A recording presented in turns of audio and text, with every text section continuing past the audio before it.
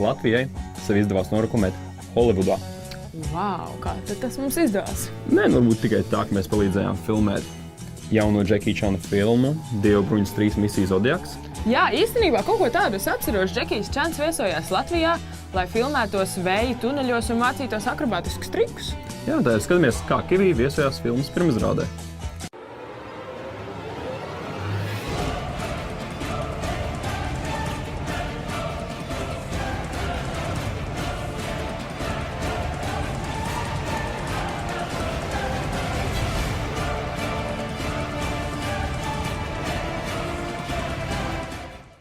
Kā ir skatīties uz sevi no malas, uz tādu lielu ekrānu ar tādu slavenību?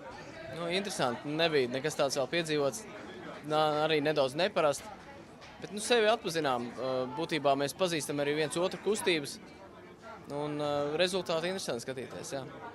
Gan man, gan visai mūsu komandai tiešām liels prieks jūs redzēt pilnā zālē un kas esat ieradušies uz ilgi gaidīto šīs filmas prezentāciju, kas ir uzņemta Latvijā un arī mūsu Rodījuma vēja tunelī, kas gan mums, gan arī visai Latvijas kino vēsturē ir tāds ļoti nozīmīgs notikums. Jā, dabūju no Jackie Chana. Dabūju tā, ka izslēdzos. Un tālāk es īstenībā diezgan daudz neatceros. Sajūtu sitienu pa padusi. Pastījos, kas man sit, tā kā uz sāniem. Jackie Chans man vienkārši iesita par to, ka es nobēru uz zemes cepums. Bija uztaisīts pasākums, kad bija 2 miskastes un bija jāšķiro papīrs, plasmas un tur kaut kā tā bija. Un visi šausmīgi to ievēroja, bet es, protams, paskatījos, kāda starpība tāpat iet uz centrālo miskasti. Un es meitu nešķirojot, dabūju atkal. Vispār, ka viņš bija maziņš, viņa vecāki pārdeva pa $500, ja nemaldos, to, ka viņš jau no 6 gadu vecuma ir filmu industrijā un jau šobrīd to dara 52 gadus.